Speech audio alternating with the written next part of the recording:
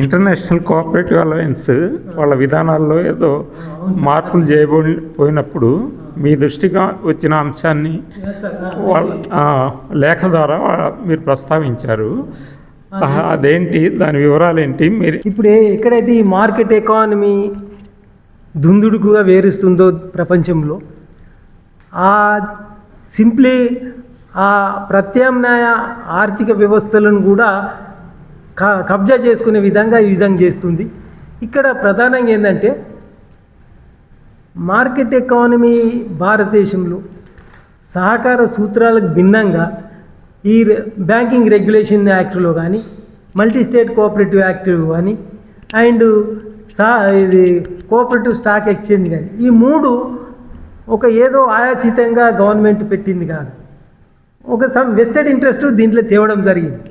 So దీని నేపథ్యం ఏంటంటే ఈ కోఆపరేటివ్ వ్యవస్థను చిన్న భిన్నం సిద్ధాంతపరంగా మలినం చేయాలనేది. ఇదే భావన ప్రపంచవ్యాప్తంగా కూడా కొనసాగుతుంది.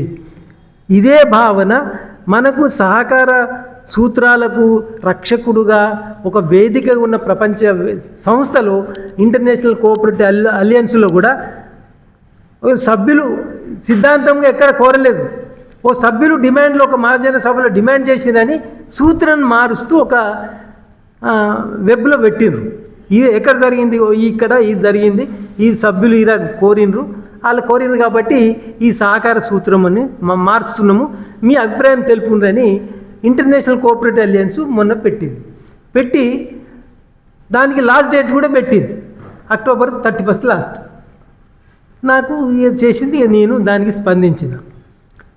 స్పందించి వాళ్ళ ఉద్దేశం ఏంది? సహకార సూత్రాలలో 3వ సూత్రం ఏంది?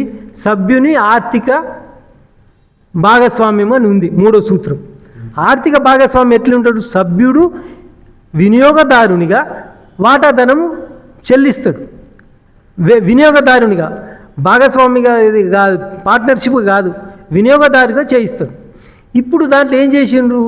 వినియోగదారుడు అనుకోకుండా ప్రొడ్యూసరు, మళ్ళీ వివిధ రకాలైన అన్ని రకాలైన సహకార సంఘాలు సభ్యులుగా చేరుతారు అని అది మార్చింది అన్నట్టు. అంటే అర్థమైంది, ఆర్థికంగా కూడా ముందుకు అంటే అన్ని వ్యాపార సంస్థలు జాయింట్ ఫార్మింగ్ సొసైటీ కంపెనీ ఫామ్లాగా మారుతాయి, ఏది పూలింగ్ చేస్తాం కదా అని భావం వచ్చేటట్టు చేసిండు. అది మౌలిక సూత్రానికి భిన్నం. ఇక్కడ సహకార వ్యవస్థలో వినియోగదారునిగా సభ్యులుగా చేస్తారు తప్పితే పెట్టుబడిదారునిగా లబ్ధి పొందడానికి కాదు, వినియోగదారునిగా చేస్తారు. సో అంశాన్ని నేను ఆ దృష్టికి తీసుకెళ్తే చాలా మంచిగా స్పందించి టెక్నికల్గా మీరు బాగా చెప్పారు. దీన్ని ఖచ్చితంగా మేము ఇన్కార్పొరేట్ వచ్చి దీనికి ఏర్పడినటువంటి కన్సర్న్డ్ బాడీకి నివేదించి మార్పులు చేసిన తర్వాత మళ్ళీ వెబ్లో చెప్తామని వాళ్ళు పేర్కొన్నారు సార్. వాళ్ళ వర్డింగ్ నాకు సంతోషం అనిపించింది. వారు అతను ఏమంటారంటే, హలో సంబారపు, మనం thank you for reviewing discussion draft 2 and providing thoughtful constructive feedback. Your comments will be sent to the Cooperative Identity Advisory Group for their review and action.